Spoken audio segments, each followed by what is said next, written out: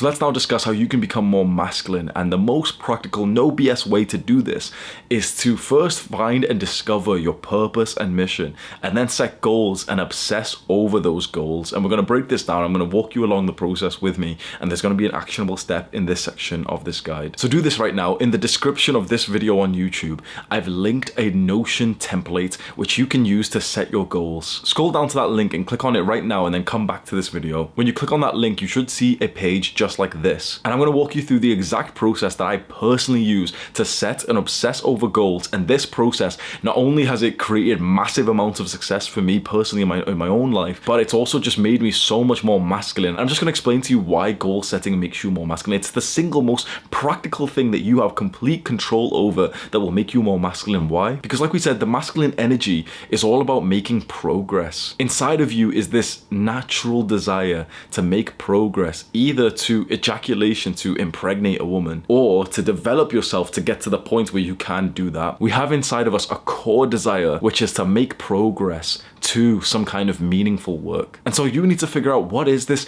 meaningful work, this mission, this purpose for yourself? And so I have some journaling prompts that you can do right now as an actionable step that will help you to discover things like your mission, your purpose, and then your goals. And then very shortly, we'll actually go through the goal setting procedure. Okay, so here are 3 journaling prompts that you should do right away. So you should ask yourself these questions and journal the answer either on a piece of paper or on some document on your computer. Number 1. What stage of the Maslow's hierarchy of needs do I need to fulfill? The hierarchy of needs is a pyramid. It's a concept made by the psychologist Abraham Maslow, and it's all about the fundamental desires that we have as humans.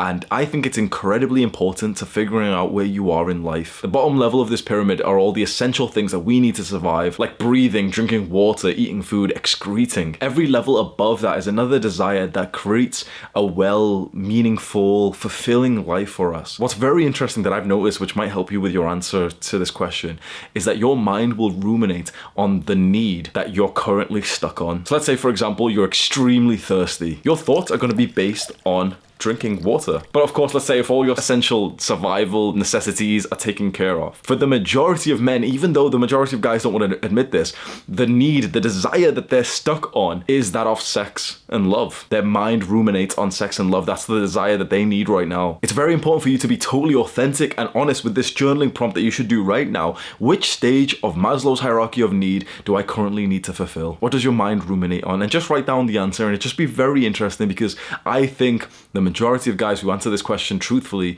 would say sex. And I think a fair amount of guys would also say social connection. These are fundamental desires, and sure, you can, with a sense of motivation and discipline, look past them to, focus on something else. And, the sort of modern day, oh, I don't need girls, oh, you focus on yourself, king. You feel a lot more free when you've fulfilled a desire, a need on this pyramid. And so it's just very interesting to figure out where you are, because this will really help you with your goal setting. Because I could rant about this separately, man, but like I am a big advocate of just being totally open and authentic and just saying like, yep, I want a girlfriend. Yep, I'm going to set some goals based on being able to have sex, because that's something that my mind is ruminating on, and it's something that would fulfill me. A lot of people disagree with this, and there's that whole modern narrative of like, oh yeah, we don't need women, and then women say this as well, oh, we don't need men, Both groups are just lonely as fuck. So you can choose, but I personally think that if your mind is ruminating on a need in this pyramid, it would be of your best interest to fulfill that need and to set a goal based on that. The second journaling prompt to ask yourself and to answer right now is, what is some work that I can do that will help my tribe? And the answer to this question may help you find your purpose. What is some work that you can do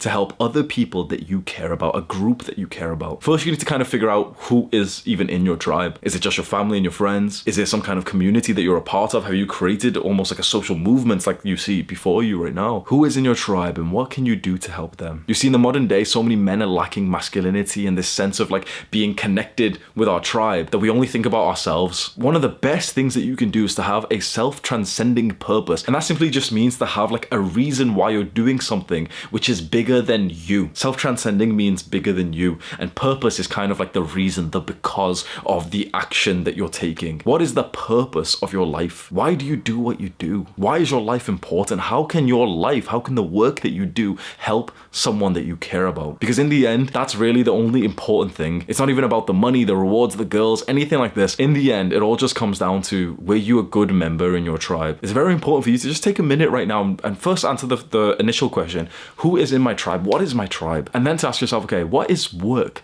that I could do to help them? For me, my tribe, even in high school, it always felt like my tribe was other guys who were struggling with the same problems as me. My mind would almost automatically teach what I had just learned to like an imaginary young man in my own mind. Does that make sense? So I would learn something, let's say about fitness or about dieting, and it's like my mind would just be like teaching it to itself, pretending itself was like a separate guy. And so you can see that YouTube was like the perfect work for me to get into. And now my tribe that I'm trying to help with this self-transcending purpose is young men around the world who are tuning in, who want to improve themselves. A purpose is so important. Purpose, I want to explain this so clearly because for so long I didn't understand what purpose meant. You know, so many people talk about it online. Purpose is just the reason why. It's the because of your action, of your mission. My mission is to help young men improve themselves. And my purpose, the why, the because of that mission. Why do I want to help young men improve themselves? Because I've done it for myself. Because I've lived that life. I've lived the life of like total indulgence and pleasure, of that modern day like bad habits. And I hated my life then. I was so depressed, and I feel like I have the answers in my brain. And so I work relentlessly to try and just help people around the world because I think that I can. It's some good work that I can do. And the third journaling prompt to ask right now is, what do I want my life to be like in 10 years time? To help you with this question, I want to just give you one piece of advice. Think big. There is magic in thinking big. Don't settle for mediocrity. Ambition, especially thinking big and setting a very authentic, desirable future for yourself, is an incredible thing. And if you work hard and obsess over a goal like that, you know, you really think to yourself, okay, I'm 22 right now. What would be the best life that I could have at 32 years old? And you start to write that down and you start to visualize it and you start to like work towards it, and you know, we'll set some goals regarding this together. You make some incredible progress, and it's all about where you set that goal. Do you know, for the majority of goals that I've set, I've had people say, nope, that's crazy, it's impossible. And yet I'm here. It's so easy for your own brain to be like the naysayer in this. And so this is a very important question to ask yourself. How far does your own mind think that you can go? How big is your brain thinking when it thought about this journaling prompt of like, where do you want to be in 10 years from now? And also take some time to really consider some very important things. Do you want to be a father 10 years from now? Chances are, if you're watching this 10 years from now, you probably will be. And so what do you want life to be like then? I can't really give you advice on this because this is all based on, you know, your own desires, the kind of life that you want, the life that you think is best for your future children and your family. But the majority of men don't really think about a question like this. They just kind of think what they're going to eat for dinner today. That's as far as their thinking really goes. But a man who thinks in decades is dangerous. And that's a quote from a man that I really respect, Chris Sturmsley, otherwise known as First Man. Men who think in decades are dangerous. So those 3 journaling prompts should give you some kind of idea on the goals that you should set. So now if you look back to that goal setting template that I got you to click on, start to fill out some of those boxes. What is a goal that you want to achieve 10 years from now? I've already put some templates and examples of the kind of goals that I set for myself, so you can just kind of alter them to fit your own desires. A very important thing that you should do right now is to start off with the longer term goals, the 10-year, 5-year, and 1-year goals, and then the monthly milestones. So you see that there's a column for every month going into the next year. Those goals for the month, you should see more like milestones to achieve the big goals. Once you have a document like this and your goals are really organized, that becomes so helpful. And the way to use this practically in your normal day-to-day life is to base all decisions of the long term, the 1, 5, 10-year goals that you've set. Visualize and make decisions based on these big long-term goals, but then obsessively focus and work on the short-term milestones, because it's these short-term monthly milestones that cause you to kind of push forward a bit. But the monthly milestone for me kind of reminded me of like setting a rep or a weight goal in the gym. It's something, okay, I'm focused on right here, right now. But the bigger thing to kind of, you know, wake up and sort of make big decisions about and to visualize is like the end of year goal, 5 years from now. So it's very important that you have this divide between monthly milestone goals, which you obsessively work towards, and then these long-term yearly goals, which you make decisions based on. Once you finish this goal page and you've added in all the details that you want and you feel like you need, obsess over it. This is one of the most important things that I do, and if you want to take something from me, make it this.